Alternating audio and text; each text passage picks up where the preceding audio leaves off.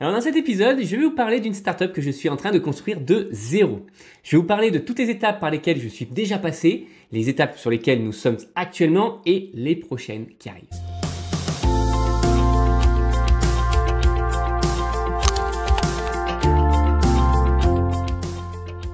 Bienvenue, vous êtes fondateur, vous n'avez pas de compétences techniques, pas de panique. Avec le Startup Snack, on vous donne toutes les clés pour piloter votre startup sereinement. C'est disponible sur YouTube et sur podcast.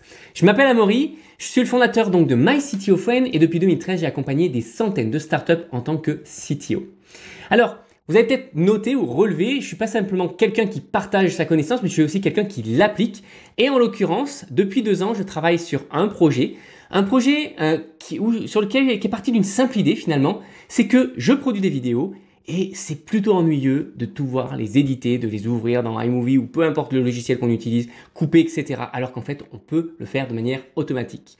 En fait, typiquement, cet épisode a été édité totalement automatiquement. Je ne l'ai pas coupé ou édité, tout a été rajouté automatiquement. Et ça s'appelle Marketing Automation Ninja, c'est le nom du logiciel. Et ça me permet tout simplement de prendre ma vidéo une fois que j'ai fini de la shooter, de la mettre dans un dossier Google Drive et automatiquement, elle part ensuite à l'édition et ensuite elle est publiée sur YouTube et sur podcast. Alors, pour créer cette startup, je suis déjà passé par plusieurs étapes. La première étape, typiquement, a été à la phase d'idéation, la phase d'idée, où j'ai créé un produit minimum. Alors, c'est pas vraiment un produit minimum viable dans le sens marketing, c'est dans le sens technique, pour valider simplement qu'il était possible de faire ce que j'avais envie de faire.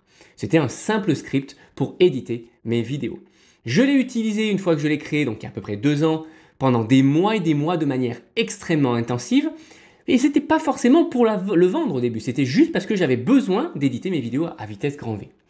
Et c'est là qu'est venu l'intérêt du marché. Typiquement, les gens autour de moi ont commencé à me dire « Mais comment c'est possible que tu puisses publier autant de vidéos, éditer autant de vidéos et de podcasts et pour autant travailler avec nous et travailler avec autant de startups ?» Eh bien tout simplement parce que je l'avais automatisé. Et c'est là où j'ai transformé cet intérêt du marché en une confirmation du marché. Typiquement, j'ai vendu ce bout de script, ce logiciel que j'ai créé, je l'ai vendu à une dizaine de personnes. À cette époque-là, donc c'était il y a un peu plus d'1 an, pas d'interface, 0 interface. Mon logiciel était simplement branché sur leur dossier Google, le dossier Google Drive, et tout tournait de mon côté. C'est-à-dire qu'ils m'ont dit, voilà, voici l'intro que je veux, voici l'outro qu'on veut, on les a faites ensemble, etc. On les a configurées ensemble. Et une fois que c'était fini, tout tournait tout seul. Ils avaient juste à poser leur vidéo et hop, pof, une demi-heure après, ils avaient la vidéo qui était éditée et qui pouvait éventuellement partir automatiquement sur YouTube. Donc, comment est-ce qu'on fait sur ces phases-là quand on n'a pas en fait d'interface? Et bien simplement, on compense le fait qu'il n'y a pas d'interface, pas d'options avancées. Il n'y a pas non plus de choses très poussées qu'on puisse faire. Ça fait le boulot, ça fait une fonctionnalité, ça la fait bien. Et c'est ce pourquoi les gens payent. Et vous pouvez compenser simplement en étant disponible et en les ayant au téléphone ou en Zoom et en configurant les choses pour eux. C'est comme ça qu'on a avancé sur cette première phase. Ensuite, la phase sur laquelle nous sommes actuellement, évidemment, c'était de construire un vrai logiciel avec une interface où les gens peuvent personnaliser typiquement leur intro, etc., etc. Mais quand bien même, sur cette phase-là, même si le logiciel en soi peut être ce qu'on va dire scalable, on n'est pas encore à une phase qui est scalable. Puisque aujourd'hui, la difficulté qu'on a, la phase par laquelle on a et le piège, c'est qu'on pourrait croire que le logiciel, c'est bon, on peut juste le vendre et c'est fini et empoche l'argent. Non, ça ne va jamais marcher parce que vos clients vont être déçus. Non pas déçus techniquement par le logiciel, déçus parce que l'expérience n'est pas encore au point. On ne sait pas à quel moment ils bloquent, on ne sait pas s'ils ont compris les options, on ne va pas savoir s'ils savent vraiment utiliser correctement le logiciel.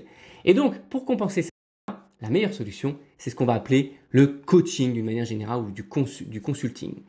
Pour comprendre réellement les difficultés par lesquelles ils passent, s'assurer qu'on délivre la valeur que le logiciel est censé délivrer et qu'il est utilisé à bon escient et correctement. Typiquement, la même chose que ce que fait un Salesforce, en HubSpot ou beaucoup d'autres d'ailleurs solutions B2B en SaaS. Ils ont un logiciel qui est tellement complexe qu'ils vendent du conseil avec. Et ça, c'est pour assurer qu'au moins on applique les choses correctement. Ils ont tous du mal à avoir des expériences qui soient en mode self-onboarding, où les gens vont être autonomes. C'est pour ça, tout simplement, que actuellement, je suis en train de faire une offre de lancement et je vous inviterai, si vous êtes sur le même type de startup, à faire la même chose avec un package qui est prépayé à un prix discount et où tous les clients, on va s'assurer qu'ils atteignent leur objectif, qu'ils récupèrent vraiment tous les avantages du logiciel et qu'ils l'appliquent et qu'ils l'utilisent au quotidien. C'est vraiment notre promesse et c'est ce que je vous inviterai à faire si vous proposez une SaaS, une startup du même type. Évidemment, c'est aussi toute cette phase-là qui est juste géniale pour nous aider à créer les tutoriels qui permettront ensuite de passer sur du totalement automatique, totalement scalable.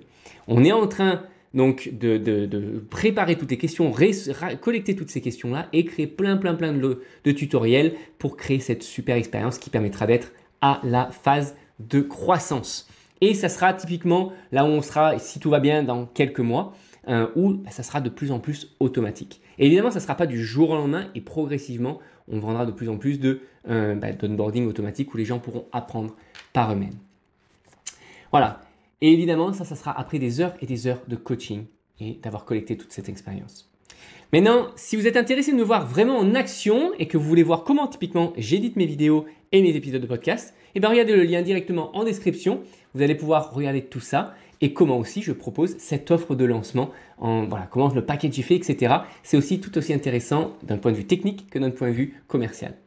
Allez, pour conclure, rappelez-vous que ça prend des années pour atteindre le succès. Le overnight success takes years to come, c'est ce qu'on dit souvent. Ça prend des années à venir.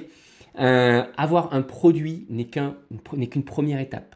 Adapter ce produit, créer la bonne expérience, la bonne expérience d'onboarding, c'est essentiel et il faut apprendre à vos utilisateurs comment réellement prendre le plein avantage de ce que vous leur proposez. Vous ne pouvez pas passer cette étape ou alors sinon vous allez direct dans le mur.